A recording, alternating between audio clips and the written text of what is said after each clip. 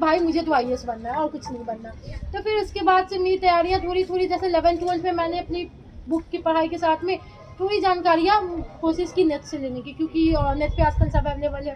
तो मैंने पता किया पेपर्स कैसे होते हैं, उसके सिलेबस क्या है, टॉपर्स के वीडियो देखे, क्योंकि उसके बिना तो तैयारी शुरू नहीं कर सकते हम। अमूमन होता क्या है कि बिहार के स्टूडेंट्स के लिए माध्यम एक बहुत बड़ा फैक्टर हो जाता है। जैसे कि आपने बताया कि आपकी स्कूलिंग जो हुई है वो बतौर इंग्लिश मीडियम स्कूल में हुई है, तो आपके लिए तो निश्चित तौर पर माध्यम अंग्रेजी माध्यम है, लेकिन बिहार के स्टूडेंट्स के लिए ये एक बहुत बड़ा फैक्टर हो जाता है। तो परीक्षा की तैयारी और यूपीएससी का चयन, इनमें एक लंबा अंतराल हो जाता है। तो इन अंतरालों में अपने आप को ऊर्जान्वित रखने के लिए, मोटिवेट करने के लिए, खुद को सेल्फ मोटिवेट करने के लिए कैसे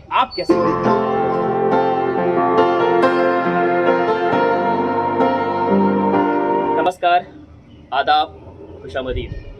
मैं हूं सौरभ जायसवाल और अपने इस नए वीडियो में आप सभी का स्वागत करता हूं। दोस्तों, हम आज हैं पूर्वी चंपारण गांधी जी की भूमि मोतिहारी में, और आज हमारी मुलाकात हुई एक होनहार छात्रा जो स्वयं यूपीएससी की तैयारी करती है। वो ग्रेजुएशन कर रही हैं और मैंने सोचा ये एक शॉर्ट इंटरव्यू लिया जाए और उसे आप तक पहुंचाया जाए, ताकि हमारे छात्र छात्राओं तक ये वीडियो पहुंचे और दूसरे छात्र छात्रा भी इस वीडियो से प्रेरित हो सके। तो आइए हम आपको मुलाकात करवाते हैं अंकिता कश्यप से। नमस्ते, मैं हूँ अंकिता कश्यप। मैं बिलोंग करती हूँ बिहार से, एक छोटे से ज़िले से जिसका नाम है मोतिहारी, जिसको आप सभी जानते होंगे, स्पेशली वो बच्चे जो कि खुद यूपीएससी या किसी कॉम्पिटिटिव एग्जाम की तैयारी कर रहे होंगे, क्योंकि मोतिहारी एक बहुत फेमस जगह है उन लोगों के लिए जो लोग हिस्ट्री पढ़ते हैं। तो इसी के साथ मैं बताना चाहूँगी कि मैं खुद भी एक यूपीएससी एस्पिरेंट हूँ, जो कि लखनऊ यूनिवर्सिटी से ग्रेजुएशन करते हुए वहाँ अपनी तैयारी भी साथ में लेके चल रही हूँ। जैसा आपको सौरभ सर ने बताया है कि मैं अभी खुद भी ग्रेजुएशन कर रही हूँ, तो मेरी भी प्रिपरेशन का दौरान ही चल रहा है अभी। अंकिता कश्यप, आपका तो सबसे पहले मेरे चैनल पर स्वागत है। सबसे पहले आप हमारे दर्शकों को ये बताइए कि आपकी जो स्कूलिंग हुई वो कहाँ हुई, और सबसे पहले आपके दिमाग में ये बातें कैसे आई कि मुझे यूपीएससी की तैयारी करनी चाहिए? जैसा कि मैंने बताया कि मैं भी लखनऊ में हूँ, बट मैं शुरू से बचपन से ही क्लास 1 से मैं पटना में रह के पढ़ रही हूँ। बिहार की राजधानी पटना, आपने जगह के बारे में भी सुना होगा। तो मैंने हमेशा से वहीं पर पढ़ाई की है, क्लास 1 से लेकर क्लास 10 तक। फिर 11th-12th मैंने BA किया, नॉट BA, लाइक आर्ट्स किया था मैंने। तो इसके लिए मुझे घर से पढ़ाई करनी पड़ी, क्योंकि आर्ट्स की पढ़ाई हम घर से भी कर सकते हैं, ऐसा मुझे लगा। तो मैंने आर्ट्स की पढ़ाई अपने घर से अपने मम्मी पापा के साथ घर पे मोतिहारी जिला में रह के किया। फिर उसके बाद मैंने अच्छे स्कूल में, अपने स्कूल में टॉप किया। मैंने शांति निकेतन जुबली स्कूल से 12th किया है। आर्ट्स में मैंने टॉप किया। पेपर में नाम आने के बाद फाइनली मैंने गवर्नमेंट कॉलेजेस में फॉर्म भरे, जिसमें मैंने दिल्ली यूनिवर्सिटी में फॉर्म भरा था, लखनऊ यूनिवर्सिटी और इलाहाबाद में डाला था। किस्मत अच्छी थी कि तीनों में हो गई, बट जैसा जान रहे थे कोरोना का समय था 2020 में, तो मेरे कॉलेजेस ऐसे थे कि बहुत लेट से स्टार्ट हो रहे थे। सो मैंने लखनऊ को प्रेफर किया, क्योंकि लखनऊ एक तो राजधानी है, सेफ्टी का अच्छा है वहाँ लड़कियों के लिए, और उसके बाद कॉलेज भी अच्छी थी, यूनिवर्सिटी स्टेट यूनिवर्सिटी है। तो फिर वही मैं पटना से मेरा सफ़र मोतिहारी, फिर मोतिहारी से लखनऊ का रहा। फिल वक्त आप लखनऊ यूनिवर्सिटी से ग्रेजुएशन कर ली जी। तो ग्रेजुएशन कौन से ईयर में? जी, अभी मैं 2nd ईयर में हूँ और अब 3rd ईयर में जाऊँगी जून में। 2nd ईयर ग्रेजुएशन कर रही हैं लखनऊ यूनिवर्सिटी से जी। और वहाँ जाने के बाद आप यूपीएससी का मतलब उनकी तैयारी भी कर रही हैं साथ साथ। तो हमारे दर्शकों को थोड़ा ये बताइए कि साथ साथ ग्रेजुएशन करना और यूपीएससी को फोकस में रख करके इन चीज़ों को करना, कितनी तारतम्यता बिठा पाते हैं आप इनके साथ? देखिए, बात ऐसा है कि जैसा कि मैंने बताया कि यूपीएससी जो चीज़ है वो बहुत लोगों को बचपन से दिमाग में होता है। कुछ लोगों के 11th-12th में आती है और कुछ को ग्रेजुएशन के बाद आती है, क्योंकि हमारे सामने ऐसे बहुत टॉपर्स हैं जिन्होंने ग्रेजुएशन करने के बाद या लास्ट ईयर में उन्होंने डिसाइड किया कि उन्हें यूपीएससी में या किसी भी कॉम्पिटिटिव एग्जाम में जाना है। बट मेरी किस्मत अच्छी थी कि मुझे क्लास 9-10th में ही क्लियर हो गया था कि भाई मुझे तो IAS बनना है और कुछ नहीं बनना। तो फिर उसके बाद से मेरी तैयारियाँ थोड़ी थोड़ी, जैसे 11th-12th में मैंने अपनी बुक की पढ़ाई के साथ में थोड़ी जानकारियाँ कोशिश की नेट से लेने की, क्योंकि नेट पे आजकल सब अवेलेबल है। तो मैंने पता किया पेपर्स कैसे होते हैं, उसके सिलेबस क्या है, टॉपर्स के वीडियो देखे, क्योंकि उसके बिना तो तैयारी शुरू नहीं कर सकते हम, मेंटर वही होते हैं हमारे। फिर उसके बाद जब मैं लखनऊ यूनिवर्सिटी गई, तो बी ऑनेस्ट मैंने फर्स्ट ईयर सिर्फ अपने कॉलेज पे फोकस किया, क्योंकि मेरा जो बेसिक है, मेरी पढ़ाई जो मेरे सब्जेक्ट्स हैं वो क्लियर हो सके, ताकि जब मैं 2nd ईयर से अपनी प्रिपरेशन में लगूँ तो मुझे ज़्यादा फोकस ना करना पड़े कॉलेज पे और मेरी तैयारियां भी साथ चलती रहे। तो फर्स्ट ईयर मैंने पूरा अपने कॉलेज को दिया, बस सेकेंड ईयर से मैंने सोचा कि अब मुझे टाइम आ गया है कि एनसीईआरटी बेसिक से शुरू करना, क्योंकि बेसिक सबको पढ़ना है और बेसिक टाइम लेता है। ये मैं नहीं कहूँगी कि 20 दिन में 25 दिन में आप एनसीईआरटी ख़त्म कर सकते हो, बिल्कुल नहीं। ये टाइम लेता है 3 से 4 महीने आपको अच्छे से अगर कम्प्लीट करनी है। तो फिर इसलिए मैंने सेकेंड ईयर में वो भी शुरू किया। अब कॉलेज का ऐसा है कि अब आप खुद भी समझदार हो कि आपको पता है आपको कौन से लेक्चर आपके लिए इंपॉर्टेंट है, कौन से लेक्चर आपको छोड़ने हैं। और उसके बाद मान लीजिए अगर आप तीनों लेक्चर भी लेते हैं तो भी 3 घंटे बाकी के 2 घंटे आपके हाथ में हैं। तो फिर वही मैंने जो लेक्चर इंपॉर्टेंट लगा मैंने वो लेना शुरू किया और उसके अलावा मैंने पूरा टाइम सेल्फ स्टडी को देना शुरू किया। तो फिर हो गया, मेरे प्रिपरेशन को सेल्फ स्टडी मिल गई। अमूमन होता क्या है कि बिहार के स्टूडेंट्स के लिए माध्यम एक बहुत बड़ा फैक्टर हो जाता है। जैसे कि आपने बताया कि आपकी स्कूलिंग जो हुई वो बतौर इंग्लिश मीडियम स्कूल में हुई है, तो आपके लिए तो निश्चित तौर पर माध्यम अंग्रेजी माध्यम है, लेकिन बिहार के स्टूडेंट्स के लिए ये एक बहुत बड़ा फैक्टर हो जाता है। तो ये कितना मायने रखता है माध्यम का होना, अंग्रेजी माध्यम और हिंदी माध्यम दोनों में क्या? और अगर हिंदी भाषी क्षेत्र से है, जैसे कि हमारे यहाँ क्या होता है कि गवर्नमेंट कॉलेज से या फिर गवर्नमेंट स्कूल में जिनकी पढ़ाई होती है तो उनकी इंग्लिश थोड़ी सी, बिहार के नज़रिए से मैं बोल रहा हूँ, उनकी इंग्लिश थोड़ी सी वीक होती है। तो वो कैसे अपने आप को वो बिठा पाते हैं? क्या माध्यम का बहुत ज़्यादा मायने होता है इंग्लिश मीडियम और हिंदी मीडियम? क्योंकि जब यूपीएससी टॉप भी करते हैं तो मैंने अधिकांश देखा है कि वो इंग्लिश मीडियम वाले ही टॉपर करते हैं, हिंदी माध्यम वाले की संख्या परसेंटेज में कम होती है थोड़ी सी। तो इस पे थोड़ा सा देखिए, जैसा आपने कहा बिल्कुल सही कहा कि हिंदी माध्यम जो है बच्चों के मन में बहुत ही संशय होता है इसको लेके कि अगर हम हिंदी माध्यम से हैं तो क्या मेरी अच्छी रैंकिंग आएंगी, हम आईएएस बनेंगे नहीं बनेंगे। तो पहले तो मैं कहूँगी कि देखिए माध्यम जो है वो एक बैरियर है। मैं बिल्कुल नहीं कहूँगी कि अगर आपका माध्यम हिंदी है तो आपके लिए फिर भी ईजी है, आप यूपीएससी क्लियर कर सकते हो। बैरियर है, मुश्किल है, बट आसानी से तो ऐसे भी कोई चीज़ नहीं नसीब होगी। तो वो तो आप जब आपने सिविल परीक्षा का सोचा होगा तभी आपको पता चल गया होगा कि अब आपकी ज़िंदगी जो है जब तक आप एग्जाम निकाल नहीं देते हैं तब तक आपकी कठिनाइयों से ही जाने वाली है। और निकालने के बाद भी कठिनाइयाँ होती हैं, क्योंकि आप ऐसा नहीं आप ऑफिसर बन जाते हैं तो आपकी लाइफ पूरी ज़िंदगी मज़े की होती है, ऐसा कुछ नहीं होता। बट जैसा कि अपनी स्टूडेंट लाइफ की बात करें, मैं बताना चाहूँगी कि माध्यम का फ़र्क पड़ता है, लेकिन आज हमारे इंटरनेट पे इतनी सुविधाएं उपलब्ध हैं कि अगर कोई बच्चा सच में मेहनत करना चाहे तो वो उस नेट की समस्या, नेट की चीज़ों को लेकर अपनी समस्याओं को उलझन पा सकता है, उनको उलझन से छुटकारा पा सकता है। और जैसा कि आपने मेरे से सवाल किया कि क्या हिंदी माध्यम से बच्चे अच्छे मार्क्स लाते हैं, बच्चे निकलते हैं नहीं निकलते हैं, तो पहली बार जहाँ तक बिहार की बात है तो भाई बिहार तो आईएएस आईपीएस के लिए ही जाना जाता है। हमारे यहाँ से तो गांव के बच्चे ही हैं ज़्यादातर जो आईएएस निकालते हैं। अभी हमारे गांव के 3-4 आईएएस ऑफिसर्स बने, शुभम कुमार, सत्यम गांधी, रैंक 10 बहुत सारे निकले। तो मैं ये नहीं कहूँगी कि आप नहीं बन सकते। अगर अभी तक कोई अच्छी रैंकिंग नहीं लाया है तो कोई बात नहीं, आप अच्छी रैंकिंग ला लो। पहले तो ऐसा भी था कि कोई जनरल फर्स्ट रैंक पे नहीं आता था, मतलब जनरल शुभम कुमार खुद एक जनरल कैटेगरी के हैं, वो फर्स्ट रैंकर है। तो प्रॉब्लम सब में है सर। आपने भी जब चीज़ें शुरू की होंगी आपको भी प्रॉब्लम फेस करनी होगी, पर आप उसको फेस कैसे करते हैं, आपकी स्ट्रैटेजी क्या है, वो आपको आगे बढ़ाती है। तो माध्यम बैरियर है, पर वो बैरियर आपको आपकी सफलता तक जाने के लिए नहीं रोक सकता। कोई भी बैरियर आपकी सोच, आपके सपनों से बड़ा नहीं है। बस आपको खुद को लेके कॉन्फिडेंस होना है कि आप, बहुत लोग होते हैं, हम भी जब बाहर गए तो बिहार से थे, लखनऊ के लोग भाई अच्छे खासे बोलने वाले, हम कहाँ बिहार में उतना अच्छा बोल पाते हैं, ऐसा लोगों का कहना है। मैं एग्री नहीं करती भाई, मैं तो एग्री करती हूँ हमारे बिहार में बहुत बड़े बड़े लोग हैं। आपने भी मुझे बताया कि कितने इंजीनियर्स यहाँ से बाहर गए हुए हैं, तो बहुत बड़े लोग हैं। बट हम माइंड मेकअप ऐसा कर लेते हैं ना कि हम हिंदी मीडियम से हैं तो हमसे नहीं निकलेगा। तो ये जो सोच होती है यही बैरियर बन जाती है। स्टडी के अलावा अंकिता को और क्या करना अच्छा लगता है? बीइंग ऑनेस्ट, मैं खुद भी एक यूट्यूबर हूँ। मुझे यूट्यूब पे चैनल बनाना है ताकि मैं बच्चों को हेल्प कर सकूँ जो बच्चों को नहीं हो पा रहा है मेंटर से। क्योंकि मैंने भी सेल्फ स्टडी से अपनी प्रिपरेशन शुरू की है। मैंने किसी से भी नहीं पूछा, मेरे कोई टीचर नहीं रहे, मैंने कोई कोचिंग नहीं ज्वाइन किया, मैंने खुद ही से सब कुछ पता किया। तो जब मैं कर सकती हूँ तो आप भी कर सकते हैं ना, हर बच्चा कर सकता है, सबकी कैपेसिटी डिफरेंट है। मैंने जल्दी किया, कोई लेट करेगा। रुकना चाहूँगा, जैसा कि आपने बताया कि आप स्टडी के अलावा आप एक यूट्यूबर हैं, तो मतलब किस तरह का चैनल है, किस तरह के कंटेंट बनाते हैं, चैनल का नाम क्या है, आप हमारे दर्शकों को थोड़ा ये भी बता दीजिए। जी, मेरा चैनल का नाम है अंकिता कश्यप।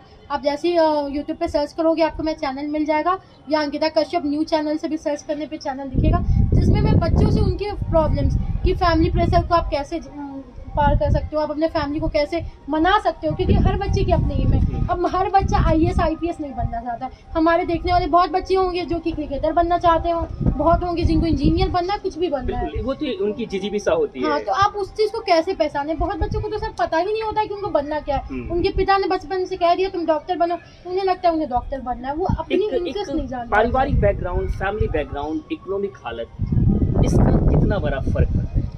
इकोनॉमिक बैकग्राउंड तो मैं यही कहूँगी कि हमारे सामने बहुत ऐसे टॉपर्स है भैया जिन्होंने इतना उनका बुरा कंडीशन था, हम कह सकते हैं कि उन्होंने अपने घर को भी बेच बेच के पढ़ाई की है। क्योंकि बहुत बच्चे का ऐसा मानना है कि वो दिल्ली मुखर्जी रोड में जाके पढ़ाई कर सकते हैं या राजेंद्र नगर में। बट मैं सबसे कहना चाहूँगी कि देखिए ज़रूरी नहीं आप मुखर्जी रोड में जाएं और 5,000 का रूम लेके पढ़े तभी आप IAS बन पाएंगे।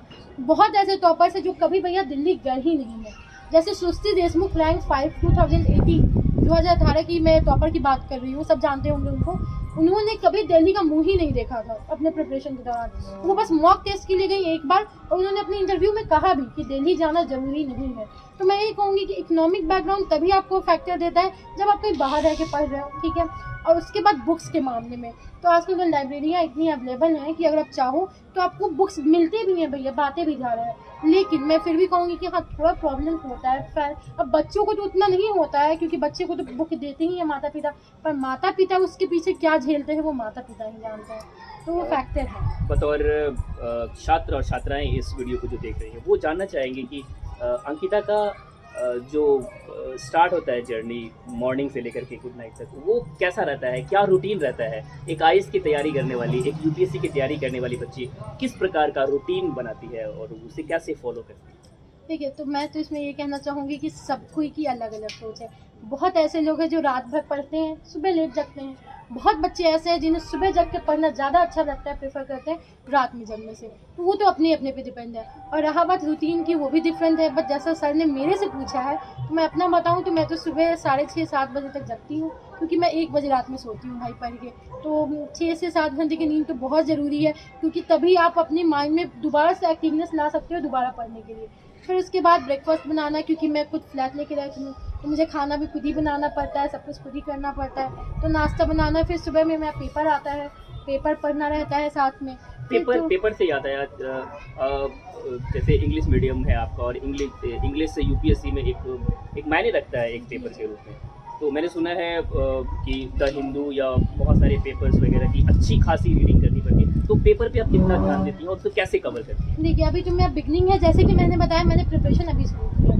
तो अब होता क्या है ना, जब आप NCERT पढ़ रहे हो ना, तो मैं बहुत दिन से कहूँगी कि आप NCERT के साथ न्यूज़पेपर शुरू कर दो, क्योंकि न्यूज़पेपर पढ़ने की हैबिट होनी चाहिए। तभी आप न्यूज़पेपर को 45 मिनट या 1 आवर में कंप्लीट कर पाओगे। तो बिगनिंग में तो आपको पक्का 2 घंटे लग ही जाएंगे, वो है। पर अभी आप नोट्स नहीं बनाओगे, क्योंकि शुरुआत में आपको बस पेपर को पढ़ना है, ताकि आपकी डेली रूटीन का वो आदत बन जाए कि आपको रोज़ पेपर पढ़ना। ज़रूरी नहीं आप सुबह ही पढ़ो, आप सोने से पहले भी प्रेफर कर सकते हो पेपर पढ़ना।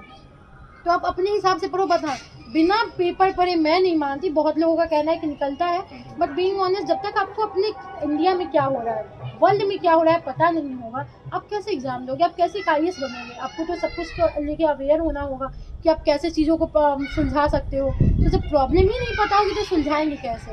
तो कहते हैं ना, IAS ऑफिसर्स जो होते हैं ना, वो जब इंटरव्यू में जाते हैं तो वहाँ उनकी क्वालिफिकेशन नहीं देखते हैं, वहाँ उनके प्रॉब्लम को सॉल्व करने का नज़रिया देखा जाता है। तो प्रॉब्लम पता होनी चाहिए, इसलिए न्यूज़पेपर पढ़ना चाहिए। पेपर बहुत तरह के हैं, बीइंग ऑनेस्ट। कोई कहे, सब कहते हैं हिंदू पढ़ो, मैं भी मानती हूँ हिंदू की एडिटोरियल बहुत अच्छी है, मैंने पढ़ा है। बट स्टार्टिंग अगर आपकी भाई बहुत बेसिक इंग्लिश है, जिनको इंग्लिश का ज़्यादा नॉलेज नहीं है, उनके लिए हिंदू बहुत टफ हो जाएगी, क्योंकि भैया हिंदू में बहुत टफ वर्ड्स दिए हुए हैं। तो आप शुरुआत कर सकते हैं कोई भी पेपर से। जैसे मैंने प्रेफर किया इंडियन एक्सप्रेस, क्योंकि मैं चाहती थी कि पहले एक मेरी फ्लुएंसी बन जाए, कि मैं पहले बेसिक लेवल का कंप्लीट कर सकूं, तब मैं आगे की बढ़ूं। क्योंकि जंग में आपको छड़पना नहीं है, स्टेप्स बाय स्टेप्स चलना है। तो मैं बोलूँगी जो पेपर आपके लिए कंफर्टेबल है आप शुरू उससे करें, फिर आप खुद ही जब उसमें आप फ्लुएंसी में आ जाएंगे तो आप आगे अपना हिंदू उठा लें। अगर आप कंफर्टेबल है, नहीं तो इंडियन एक्सप्रेस तो अच्छा है। दोस्तों, मैं आपको बताना चाहूँगा, ये UPSC की अभी तैयारी कर रही हैं, ग्रेजुएशन ही कर रही हैं, और इनकी कम्युनिकेशन स्किल और इनके बात करने का ढंग देखकर आपको पता चल गया होगा ये बिहार की बेटी हैं, ये मोतिहारी की बेटी हैं। और मेरी तमाम शुभकामनाएं इनके मम्मी पापा और इनको है कि भाई तमाम शुभकामनाएं कि आप IAS बने, आप UPSC क्रैक करें और भगवान आपको अपार सफलता दे। जाते जाते एक सवाल और कि परीक्षा की तैयारी और UPSC का चयन, इन में एक लंबा अंतराल हो जाता है। तो इन अंतरालों में अपने आप को ऊर्जान्वित रखने के लिए, मोटिवेट करने के लिए, खुद को सेल्फ मोटिवेट करने के लिए कैसे करें? देखिए, इसमें तो सबकी अपनी अपनी कारण होते हैं। अब क्योंकि अभी आप ग्रेजुएशन कर रही हैं, फिर यूपीएससी, आपको कितने अटैम्प्ट देने पड़ेंगे वो मैं नहीं जानता, है ना। लेकिन एक मोटिवेट रखने के लिए रखना भी एक अपने आप में आपके लिए बहुत बड़ा चैलेंजिंग कार्य होगा।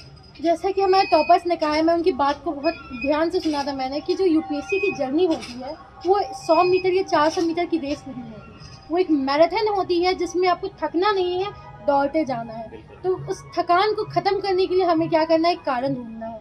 सब कहते हैं कि आपको अपना कारण पता होना चाहिए किसी भी काम को करने से पहले।